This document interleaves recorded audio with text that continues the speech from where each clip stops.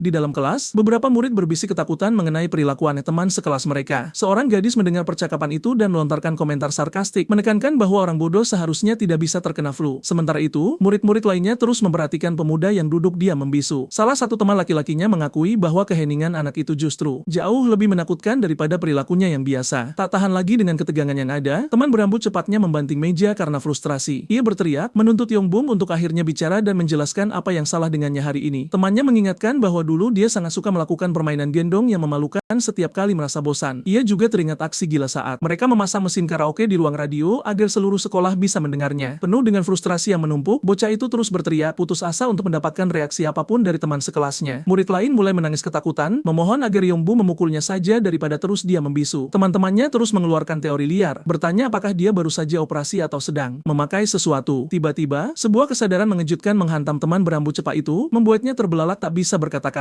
Ia menunjuk jarinya, menuduh Yongbum membuat saluran daring untuk memperbaiki citra publiknya. Namun, jawaban pemuda itu berupa pukulan yang mendarat tepat di wajah si mulut besar. Pukulan itu sangat kuat hingga mengirim teman yang bawel itu terbang menghantam lantai dengan gaya yang spektakuler. Tepat setelahnya, Yongbum memamerkan senyum lebar yang ramah hingga membuat semua orang lengah. Para pembuat onar lainnya bersorak lega saat melihat senyumnya, yakin dia tidak akan pernah benar-benar berubah. Kelas menjadi lebih bersemangat saat mereka melihat si tangguh berdiri dan mulai berjalan melintasi ruangan. Ia mendekati seorang siswa berprestasi dengan tatapan gelap dan memanggilnya dengan nada mengintimidasi, membuat gadis itu gemetar ketakutan sambil menunduk. Gadis berkacamata itu merespons dengan suara yang sangat malu dan ketakutan, sementara penonton lain panik. Mereka mengira dia akan memukul teman sekelasnya yang tidak bersalah untuk pertama kalinya. Menentang semua ekspektasi, pemuda itu hanya menggaruk tengkuknya, tampak sangat canggung dengan situasi tersebut. Demi mengejutkan semua orang, dia hanya bertanya pada gadis itu bagaimana caranya belajar. Pertanyaan aneh itu membuat waktu seakan berhenti, meninggalkan semua orang di sekitar mereka membeku karena tak percaya. Mata si pembuat onar terbelalak, benar-benar tidak mampu memproses pertanyaan yang tak masuk akal itu. Jeritan histeris bergema di seluruh gedung sekolah. Suasana sangat kacau dan tak masuk akal. Dalam kepanikan, teman-temannya menaruh Yongbum di atas tandu dan berlari menyusuri lorong sekolah. Si rambut cepat menerobos masuk ke ruang kesehatan, berteriak bahwa mereka memiliki keadaan darurat medis. Perawat memeriksa pemuda yang ada di ranjang dan berkomentar bingung bahwa dia tampak sangat sehat. Temannya berteriak dengan panik, mengungkapkan bahwa gejala mengerikannya adalah dia tiba-tiba menunjukkan ketertarikan untuk belajar. Mendengar itu, ekspresi perawat berubah menjadi ketakutan luar biasa akan parahnya situasi tersebut. Ia memerintahkan mereka untuk segera memanggil ambulans dan bersiap untuk operasi darurat. Sambil memegang pisau bedah, teman yang panik menyarankan agar mereka segera membedah kepala anak itu. Sekarang juga untuk memeriksa otaknya. Lelah dengan omong kosong yang konyol, pemuda itu mendaratkan pukulan lagi pada temannya, menyuruhnya tutup mulut. Setelah keributan di ruang kesehatan, hari berlanjut dengan damai di luar gedung sekolah. Yongbum merasa kesal karena dia hanya ingin belajar, tapi orang-orang di sekitarnya merusak motivasinya. Ia bertanya-tanya pada dirinya sendiri apakah ide tentang dirinya belajar benar-benar konsep yang sangat mengejutkan bagi orang lain. Teman gengnya menjawab ya, membuat si tangguh bertanya-tanya apakah temannya bisa membaca pikiran. Chunxing menyombongkan diri, mengatakan bahwa membaca pikiran bos adalah hal dasar bagi pengikut setia. Sang protagonis masih berusaha memahami mengapa keinginan untuk belajar dianggap sebagai konsep yang begitu liar. Rekannya menjelaskan dengan sederhana bahwa masalahnya adalah dia mencoba melakukan sesuatu yang belum pernah dia lakukan sebelumnya. Pemuda itu menjadi termenung saat ia mencoba mengingat apa yang sebenarnya biasa ia lakukan setiap hari. Memori penuh kekerasan saat ia tertawa dengan wajah memar melintas cepat di benaknya. Ia ingat bahwa aktivitas utamanya selama ini selalu terlibat dalam perkelahian jalanan melawan geng rival. Ia menyarankan untuk masuk kuliah dengan menggunakan bakat berkelahinya, tapi segera dipotong oleh temannya yang realistis. Sambil mengunyah permen, rekannya bertanya, apa yang menyebabkan perubahan hati yang tiba-tiba ini? Rekannya ingin tahu alasan yang sebenarnya. Si tangguh tiba-tiba ingin mengejar pendidikan tinggi. Tiba-tiba, pemuda itu membuang muka dengan ragu, tidak yakin bagaimana menjelaskan motif sebenarnya. Kenyataannya, itu semua dimulai saat dia melihat gadis cantik berjalan di bawah bunga sakura yang bermekaran. Ia teringat dengan jelas gadis yang lebih tua itu yang benar-benar mencuri hatinya. Pemuda itu melamar gadis tersebut, berjanji padanya bahwa dia tidak akan pernah kalah berkelahi dari siapapun. Gadis itu terus berjalan dengan tenang di bawah bunga sakura. Sambil memperhatikan gadis yang memikat hatinya itu, dia memamerkan senyum yang indah. Sang wanita muda bertanya apakah dia baru saja menerima pernyataan cinta dari seorang anak SMA. Ia menggoda bahwa dia tipe yang sulit didekati dan anak itu bahkan belum bisa membeli minuman. Merasa aneh untuk berkencan dengan anak sekolah, gadis itu sempat termenung sejenak karena pengakuan cinta yang tiba-tiba dan tak terduga itu. Dia melangkah lebih dekat dengan tenang, membuat anak itu penasaran dengan apa yang akan dia tawarkan. Sang wanita muda mengusulkan bahwa dia akan mempertimbangkannya jika dia berhasil masuk ke perguruan tinggi yang sama dengannya. Mendengar tugas menantang dari gadis pujaannya, telinga pemuda itu memerah karena malu. Kembali ke masa kini, si tangguh yang kesal menyatakan bahwa dia akan menepati janji itu apapun yang terjadi. terjadi. Teman setianya bingung dengan perilakunya, sementara siswa berkacamata terus gemetar. Dia gemetar begitu hebat karena takut hingga pemuda itu bertanya apakah dia sedang dalam mode getar. Dari semua kecemasan itu, mengejutkan kelompoknya, gadis itu terbata-bata dan dengan baik hati menawarkan untuk membantu pemuda itu dengan tugas sekolahnya. Yongbum senang dengan ide belajar segalanya darinya agar dia akhirnya bisa masuk kuliah. Tapi gadis berkacamata itu menghentikan antusiasmenya seketika, mengatakan bahwa itu tidak mungkin. Dia menjelaskan bahwa terlihat seperti murid teladan di sekolah yang penuh pembuat onar tidak berarti dia tahu segalanya. Gadis muda itu mengaku bahwa nilai ujian praktiknya sebenarnya buruk di sebagian besar mata pelajaran tradisional. Dia mengungkapkan bahwa dia hanya unggul dalam ilmu sosial dan tidak akan bisa mengajarinya mata pelajaran lainnya. Rekannya menggunakan istilah perkelahian untuk menjelaskan bahwa dia tahu cara menendang, tapi tidak tahu cara bergulat. Yongbum mengeluh karena dia membuat metafora sederhana jadi rumit, tetapi memutuskan untuk fokus belajar satu persatu. Kelompok itu tahu tidak ada gunanya belajar dari guru sekolah karena mereka benar-benar tidak kompeten. Rekannya menunjukkan bahwa tidak ada yang akan mau mengajari siswa dengan reputasi buruk seperti mereka. Dia kemudian menyarankan untuk mencari siswa lain di sekolah mereka sendiri yang unggul dalam mata pelajaran inti. Gadis itu menghancurkan harapan mereka, mengingatkan bahwa dia sudah menjadi siswa terbaik di sekolah dan tidak ada orang di sana yang tahu lebih banyak darinya. Dihadapkan dengan begitu banyak hambatan, temannya memohon pada Yongbum untuk menyerah pada rencana ini sebagai hukuman atas pesimismenya. Sang protagonis menerapkan teknik penekanan titik saraf yang menyakitkan pada leher rekannya. Siswa perempuan itu menyebutkan bahwa masih ada satu alternatif, dan rekan yang tercekik itu mengeluh karena dia tidak mengatakannya lebih awal. Gadis muda itu tampak misterius dan mengatakan bahwa kurangnya tutor yang kompeten hanyalah masalah di dalam sekolah mereka sendiri. Dia menyarankan agar mereka dengan mudah merekrut tutor tingkat atas dari sekolah tetangga lainnya. Pemuda itu menjadi sangat tertarik dengan kemungkinan mencari bantuan di luar wilayahnya. Adegan berubah, memperlihatkan pemandangan kota modern dengan bangunan tinggi dan langit yang terbuka luas. Ketiganya berjalan melalui jalan-jalan kota dan protagonis yang bingung bertanya kemana mereka sebenarnya menuju. Mereka tiba di depan bangunan modern yang mengesankan yang berfungsi sebagai perpustakaan umum setempat. Temannya mengatakan DNA-nya secara alami menolak tempat apapun untuk belajar. Sementara Yongbum menatap perpustakaan dengan kagum, gadis itu menjelaskan bahwa distrik mereka adalah rumah bagi 4 sekolah terburuk di seluruh wilayah tetangga. Dia menunjukkan peta dari 4 sekolah di mana semua orang percaya tidak ada satupun siswa yang peduli dengan pendidikan. Namun, dia menunjukkan bahwa selalu ada pengecualian langka dari individu yang bekerja keras. Bahkan di tempat-tempat itu, gadis muda itu menjelaskan bahwa di SMA Gang Nambuk ada siswa cerdas yang mendapatkan nilai sempurna dalam bahasa. Dia menambahkan bahwa SMA Salman memiliki siswa perempuan luar biasa yang mendapatkan nilai 10 mutlak dalam bahasa Inggris. Dan untuk melengkapi skuad jenius lokal, SMA Twins memiliki siswa terbaik dalam matematika. Gadis berkacamata itu menatap tajam ke arah protagonis, menunjukkan apa langkah selanjutnya yang harus diambil. Dia mendorong si tangguh untuk merekrut siswa-siswa terbaik ini sebagai tutor pribadi barunya. Pemuda itu bertanya dengan penuh harap apakah melakukan ini benar-benar akan membantunya mencapai mimpinya untuk masuk kuliah. Gadis itu tersenyum percaya diri, meyakinkannya bahwa peluangnya akan meningkat secara signifikan. Tatapan protagonis beralih ke ekspresi keseriusan ekstrim dan fokus mutlak. Dia setuju dengan rencana itu dan memutuskan sudah waktunya untuk mulai mencari tutor ini tanpa membuang waktu. Sambil mematahkan buku jarinya dengan senyum mengintimidasi, dia menyatakan bahwa dia akan mendapatkan tutor pertamanya. Mereka berhenti di depan pintu perpustakaan yang menampilkan tanda meminta keheningan mutlak di dalam gedung, tetapi pemuda itu menendang pintu hingga terbuka, berteriak sekuat tenaga bahwa dia butuh seseorang untuk mengajarinya bahasa ibunya. Temannya menegurnya, mengatakan dia harus berbisik, dan pemuda itu mengeluh tentang semua aturan yang rumit. Sementara itu, teman berambut cepa hanya menyaksikan kejadian itu, berkeringat dingin karena malu yang luar biasa. Di dalam, beberapa pembuat onar dari sekolah lain dengan santai bermain game di ponsel mereka. Anak-anak lain yang terlihat mencurigakan sedang berfoto bersama, menunjukkan nol minat untuk belajar apapun. Yongbum memperhatikan bahwa lingkungan ini tidak terlihat seperti tempat untuk belajar sama sekali. Meski begitu, seorang gadis yang memar menarik perhatian semua orang karena dia duduk di sana belajar dengan konsentrasi tinggi. Sang protagonis berjalan lurus ke arahnya, menuntut agar dia menjadi tutor bahasa barunya. Gadis berambut pendek itu hanya membuang muka karena takut, benar-benar mengabaikan perintah pemuda itu. Dia memilih untuk tetap menunduk, berpura-pura tidak mendengar permintaan aneh dari orang asing ini. Pemuda itu tersinggung karena diabaikan sementara temannya mencoba menenangkannya untuk mencegah perkelahian. Tepat saat itu, si tangguh memfokuskan matanya pada sesuatu yang sangat aneh. Duduk di meja belajar, dia melihat gadis itu mengerjakan beberapa buku kerja yang identik dan berasumsi ini pasti rahasia untuk menjadi pintar. Temannya memperhatikan bahwa buku catatan tersebut memiliki nama orang lain yang tertulis di atasnya, menunjukkan bahwa dia sedang mengerjakan PR orang lain. Yongbum muncul dengan teori-teori liar lainnya, bertanya-tanya apakah menulis nama orang lain membantumu menghafal materi. Tiba-tiba, sebuah tangan menghantam meja dengan keras, mengejutkan anak-anak yang sedang mengobrol di sana. Seorang pirang pembuat onar berteriak, menyuruh mereka berdua untuk tutup mulut dan segera keluar dari sana. Sang protagonis terkejut dengan sikap agresif dan tak terduga dari gadis pemarah itu. Dengan tatapan gelap, dia mengeluh bahwa gadis itu berteriak terlalu keras sementara temannya mencoba menahannya. Gadis yang sedang belajar itu gemetar, tahu si pembuat onar akan membuat keributan. Si pirang pembuat onar memandang rendah gadis berambut pendek itu. Bersiap untuk menyerangnya, dia mengonfrontasi siswa itu, menuntut penjelasan dengan ekspresi ekspresi penuh kedengkian dan permusuhan. Si Pira menarik rambut siswa itu dengan keras, membuatnya berteriak kesakitan tepat di tengah perpustakaan. Ketiganya menyaksikan adegan itu dari kejauhan, dan protagonis menyadari bahwa dia menyaksikan kasus bullying yang nyata. Dia mulai menjadi sangat marah melihat permusuhan yang tidak masuk akal seperti itu terjadi tepat di depan matanya. Anggota geng lainnya tertawa, mendorong si pembuli untuk memukul gadis itu lebih keras. Si pembuli berteriak bahwa cara tradisional menghajar seseorang adalah cara terbaik untuk memberi pelajaran. Dia memberikan tamparan keras ke wajah siswa itu, mengklaim itu perlu untuk memberikan dampak yang bertahan lama. Salah satu anak laki-laki di geng tertawa terbahak-bahak, mendukung perilaku kejam yang ditujukan pada gadis tak berdaya itu. Siswa yang dianiaya menangis dalam diam, mencoba yang terbaik untuk bertahan dari penghinaan yang mengerikan. Tiba-tiba, si piran agresif itu dihentikan langkahnya saat dia merasa seseorang meraihnya dengan kuat dari belakang. Tangan yang kuat mencengkeram rambut tiran gadis itu dengan kekuatan intens, membuatnya berkeringat dingin karena terkejut. Yong Bu muncul dengan ekspresi menakutkan, dengan dingin mengingatkannya bahwa mereka diminta untuk diam di tempat ini. Dia menarik rambutnya dengan sangat kasar hingga dia mencabut segumpal rambut tepat di depan semua orang. Teman gadis itu berteriak karena terkejut atas gerakan tak terduga pendatang baru itu, yang menghancurkan. Siswa yang dianiaya membuka matanya lebar-lebar, tak percaya dengan apa yang baru saja dia saksikan. Si pembuli menjerit histeris saat dia menyadari bahwa dia baru saja kehilangan sebagian besar poni rambutnya. Para pembuat onar lainnya melangkah maju dengan marah, tetapi membeku saat mereka mengenali identitas si penyusup. Salah satu anak laki-laki menjelaskan dengan ketakutan bahwa ini adalah bos legendaris yang menghabisi semua geng di daerah tersebut. Mereka ingat bahwa pemuda itu menjadi terobsesi dengan buku komik tentang memberi pelajaran kepada siswa nakal. Si tangguh biasa menghajar semua pembuat onar lokal dengan dalih mendidik mereka. Anak laki-laki itu mengingat dengan teror pukulan keras yang biasa dia lemparkan tanpa menunjukkan sedikit pun belas kasihan. Mereka ingat seorang pengendara motor yang berisik yang mengendarai motor di jalanan tanpa memedulikan orang lain. Namun protagonis benar-benar mengejarnya dengan berjalan kaki dalam tampilan surrealis, dengan mudah menyalip sepeda motor. Pemuda itu bahkan menggunakan perangkat untuk membuktikan bahwa motor tersebut melanggar aturan tingkat kebisingan sebelum mengambil tindakan. Tepat setelahnya dia memberikan pukulan spektakuler yang mengirim pengendara yang melanggar itu langsung ke aspal. Kembali ke masa kini, pemimpin geng lokal itu mencoba menyembunyikan ketakutannya dengan seringai sarkastik. Dia mengeluarkan tongkat bisbol berduri, mengklaim dia telah mencari alasan untuk melawannya. Bagaimanapun, dua pria besar itu mulai berjalan menuju satu sama lain, bersiap untuk pertarungan besar. Protagonis tetap tenang dan tidak terpengaruh, menunjukkan penghinaan total atas provokasi saingannya, mengabaikan pemimpin yang bersenjata. Pemuda itu berbalik untuk berbicara langsung kepada gadis berambut pendek itu. Dia bertanya sekali lagi apakah dia setuju untuk menjadi tutornya dan membantunya mempelajari mata pelajaran sekolah. Siswa itu hanya menatapnya dalam keheningan mutlak. Benar-benar bingung dengan semua yang terjadi di sekitarnya, gadis itu bertanya dengan bingung mengapa seseorang dengan reputasinya ingin mulai belajar sementara pemimpin saingannya menyerang ke arahnya untuk menyerang. Sang protagonis mulai menjawab dengan sedikit senyum di wajahnya. Dia dengan tenang mengungkapkan bahwa tujuan utamanya adalah untuk masuk kuliah. Siswa itu menatapnya dengan serius dan bertanya apa yang akan dia dapatkan sebagai imbalan jika dia setuju untuk membantunya. Pemuda itu mengakui dia tidak bisa menawarkan uang, tapi menjanjikan sesuatu yang sangat berharga sebagai ganti bantuannya. Dia mengambil langkah tegas ke depan, menyiapkan tubuhnya untuk melakukan serangan balik yang kuat. Dia berjanji bahwa dia akan menghancurkan setiap rintangan atau musuh yang berani melintasi jalan tutor barunya. Pukulan protagonis begitu brutal hingga mematahkan tongkat bisbol menjadi dua dan mendarat tepat di wajah saingannya. Para pembuat onar lainnya menyaksikan adegan itu dengan sangat ketakutan oleh tampilan kekuatan mentah yang luar biasa.